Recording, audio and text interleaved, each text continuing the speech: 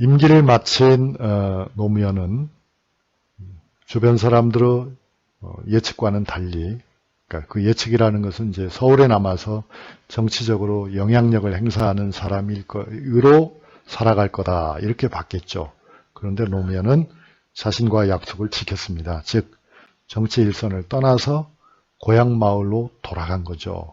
그 고향 마을로 돌아가서 노무현은 지금까지 자기가 살아오면서 좀 부족했던 점이 있다는 것을 분명히 알았던 것 같고요. 그 문제를 스스로 해결하기 위해서 노력합니다. 그러니까 약점이 아까 FTA의 경우에 농업, 축산업, 수산업 그런 분야라고 했잖아요. 그런데 이제 노무현은 그 농업의 세기를 찾아냅니다. 또 세상과 만나는 방법을 새롭게 알아냅니다. 그래서 이제는 대통령으로서의 노무현이 아니고 정치가로서의 노무현이 아니고 시민으로서 노무현의 길을 새롭게 디자인을 하죠. 그래서 이제 인터넷 홈페이지도 만들고 또 자신의 일상을 시민들과 공유하면서 민주주의 2.0을 위한 토론을 시작합니다. 그리고 이제 농업 문제에 직접적인 관심을 가지고 여러 가지 실험을 하는데요. 그 한마디로 얘기하면 이제 친환경 농법을 스스로 실천하는 전직 대통령이 되는 거죠. 그래서 오리를 논에 푸는 오리농법, 또 우렁이를 논에 넣어서 잡초를 제거하는, 또 해충을 없애는 우렁이 농법, 농촌의 또 주변 환경을 고치고 농촌이 가지고 있는 경제적인 능력을 또 찾아내기 위해서 노력을 합니다. 이게 이제 바로 지금까지 노무현에게서는 볼 수 없었던 그런 지적. 그런데 그 노무현의 삶은 평탄하게 이어지질 못했습니다. 왜냐하면 이제 정치 보복을 당하니까요. 그게 바로 그 보복의 주체는 이명박이었죠. 이명박 정권은 노무현 대통령에 대해서 대대적인 수사를 하죠. 그리고 이제 뭐 다 드러난 일입니다만 역사적 사실이죠. 편파적인 얘기가 아니고, 그럼 결국 없는 일을 조작해서 이른바 논두렁 시계 사건 같은 걸 조작해서 노무현의 이미지를 수락시키고 노무현을 마치 굉장한 범죄자처럼 몰고 갑니다. 이건 결국 권력 싸움이었던 거예요. 그러니까 이명박이라고 하는 현실을 지배하는 정치 권력과 시민사회에서 여전히 큰 존경을 받고 있는 진정한 의미에서의 권력자 노무현과의 싸움이었던 것입니다. 그래서 어떻게든지 노무현을 끌어내리려고 하는 이명박의 집요한 검찰을 동원한, 이 검찰이라는 건 참 문제 집단이죠.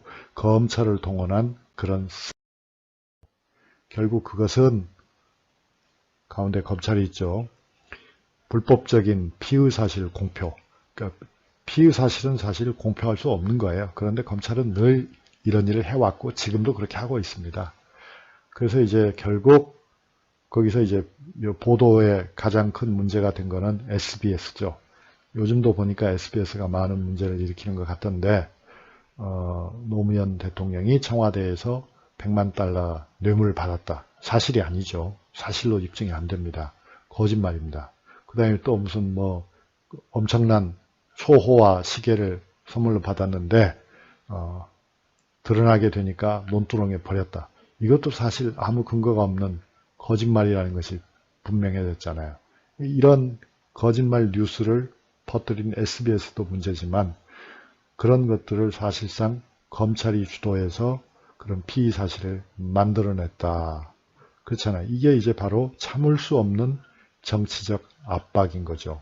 노무현과 검찰은 정말 최악의 관계였다고 생각이 됩니다. 그게 아까 강의 중에 말씀드린 평검사와의 대화도 그렇게 순탄한 대화가 아니었지만 마지막까지도 노무현을 분노와 좌절에 떨게 했던 것이 바로 검찰의 특권, 검찰의 불법적인 수사였다는 것이 너무나 가슴 아픈 일 아닙니까?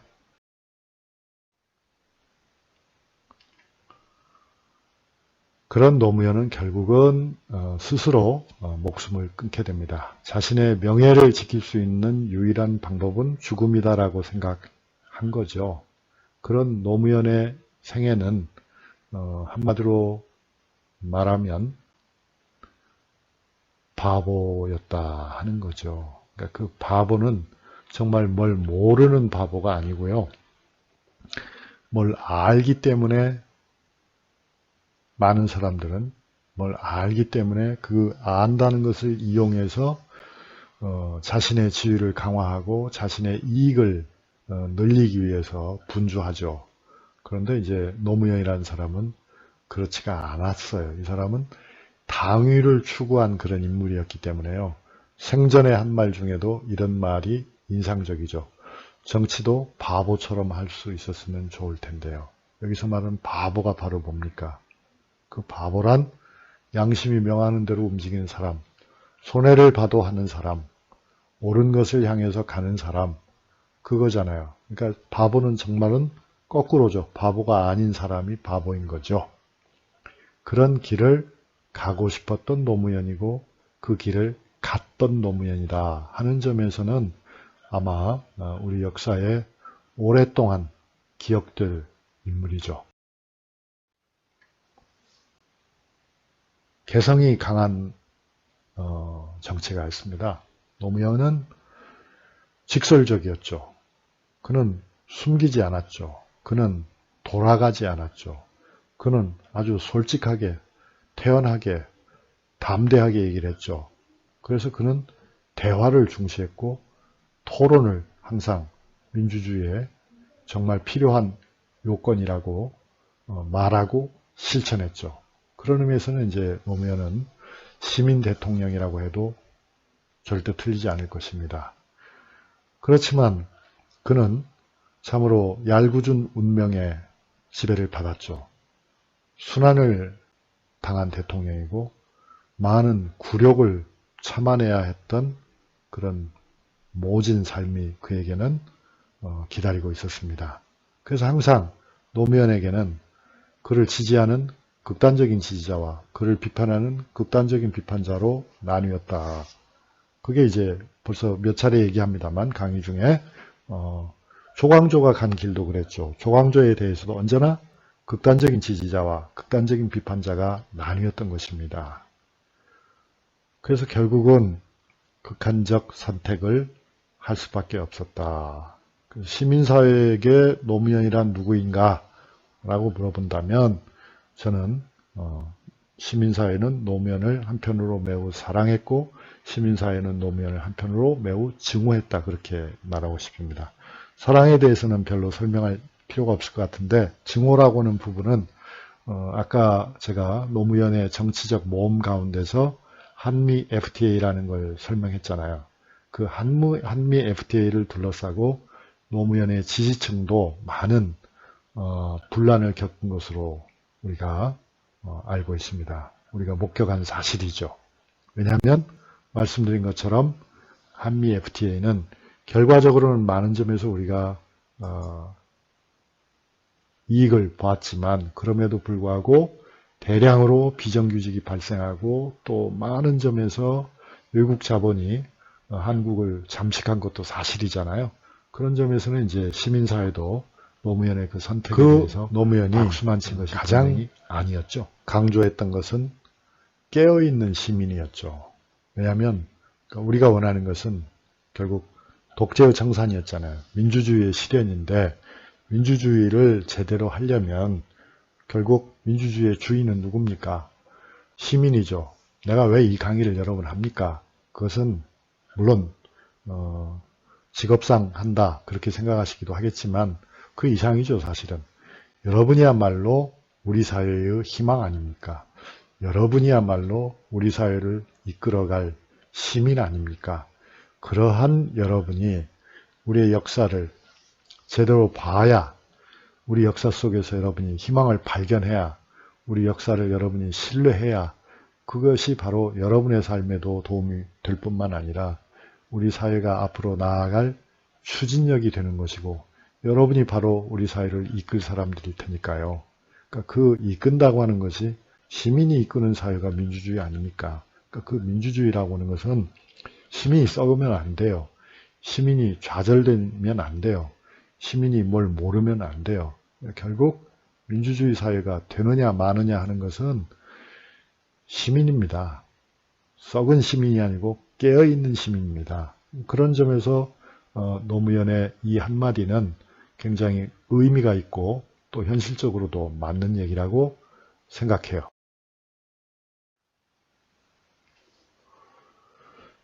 자, 여러분, 이제 우리는 정리를 할 시간인 것 같습니다. 그래서 저는 여러분에게 이 세 가지 문제를 좀 함께 생각해 보고 또 글로도 좀 적어 보라고 그렇게 주문하고 싶습니다. 그러니까 첫째로는 제가 이제 70분가량 설명을 했는데 노무현이라는 정치가, 노무현이라는 대통령은 여러분에게 어떤 정치가입니까? 여러분이 이걸 그냥 단순하게 좋은 정치가, 나쁜 정치가 이렇게 얘기하지 말고요. 결론은 그렇게 간단하게 내릴 수 있겠지만 좀 분석적으로 이야기를 해보자.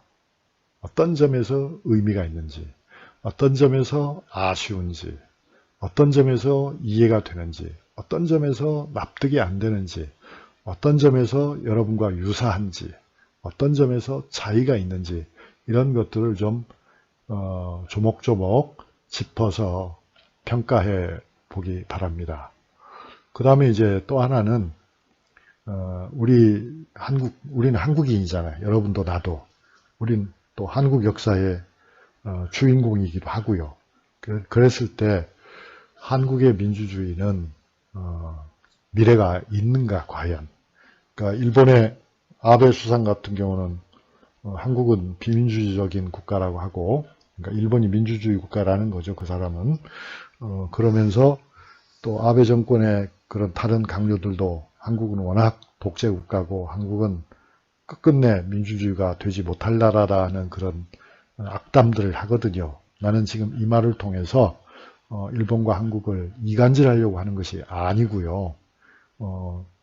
왜 한국의 민주주의에 대해서는 그런 오해가 있는 것인가? 그리고 그건 진짜 오해인가? 뭐라고 생각하십니까, 여러분?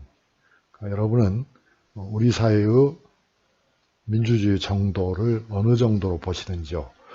그러니까 국제적으로 공신력이 있는 그 영국의 런던에 있는 연구기관에서는 한국 사회를 이른바 full democracy, 민주주의를 온전하게 실천하고 있는 세계의 20개 국가 중에 하나라고 평가를 해요.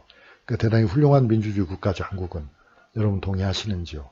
또 그렇다면 이런 한국의 민주주의에는 어떤 미래가 기다리고 있다고 생각하는지, 무엇이 위기라고 생각하는지, 무엇이 잠재적인 가능성이라고 생각하는지 이런 것들을 좀 생각해 보기 바랍니다.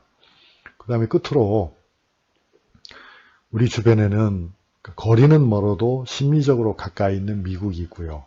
거리는 가까워도 심리적으로 먼 일본이 있고 또 가깝기도 하고 멀기도 한 중국이 있지 않습니까?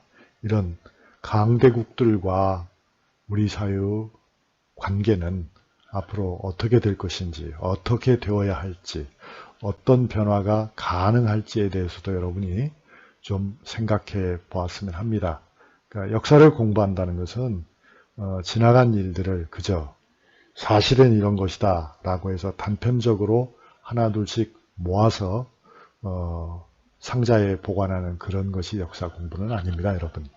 역사를 통해서 여러분은 현재 우리가 어디에 서 있는지를 그 좌표를 잘 파악하고 우리가 지금 어디로 향해서 나아가고 있는지를 끊임없이 가늠하고 우리의 목표를 설정하고 용기를 얻는 것, 거기에 역사 공부에 큰 뜻이 있다고 생각합니다.